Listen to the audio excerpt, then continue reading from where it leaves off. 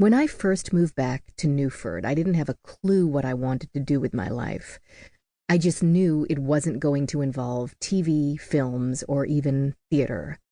I'd taken on a number of film roles and TV guest spots after Nora Constantine ended, and had offers beyond appearances at conventions to reprise Nora for photo ops. But at some point, it was like a switch got turned off in my head, and I just couldn't do it anymore. I liked the work, I just didn't like everything that went with it. A-listers can afford a buffer between themselves and all that extraneous crap. But I was never even close to being an A-lister, and still had a fair amount of the crap. I just didn't want to play the game anymore. Or maybe I just got sick of LA. All I knew at the time was that I had to get out. Leaving the West Coast to come home seemed like the perfect option. I'd been homesick for years.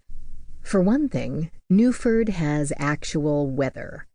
Of course, the old saying is true. You can't really go home again. Mostly because home isn't there anymore.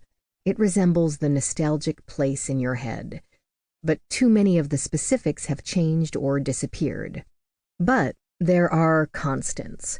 Crowsea's always going to be boho cool. My brother Tam will still be playing in a half-dozen popular local bands, with no great ambition to make it big outside the city. And Jilly Coppercorn will still be doing her faerie paintings.